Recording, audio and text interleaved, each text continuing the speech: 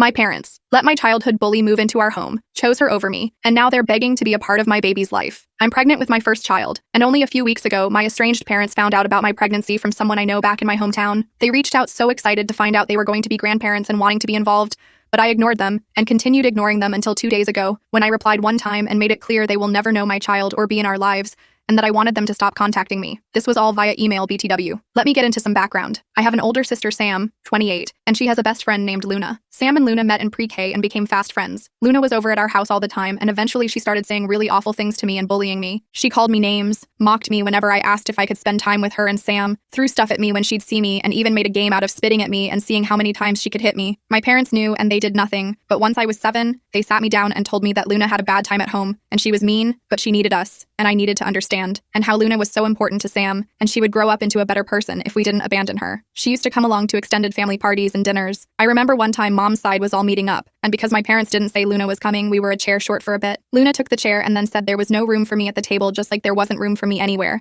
and I should cry in a corner somewhere. Mom's family were horrified, and I started to cry.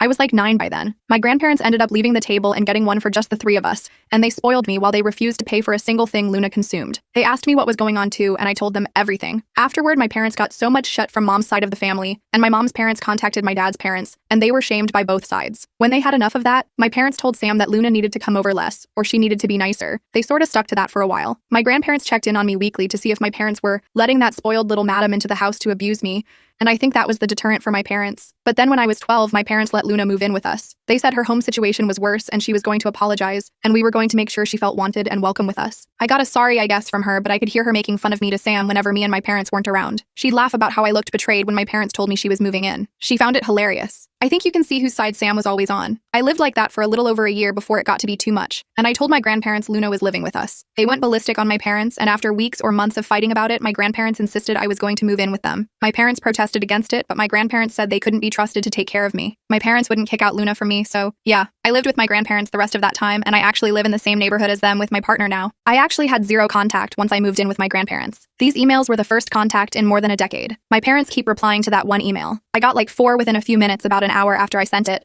and they're telling me I'm taking this too far, and they said Luna isn't even in the picture, but they are not my family anymore.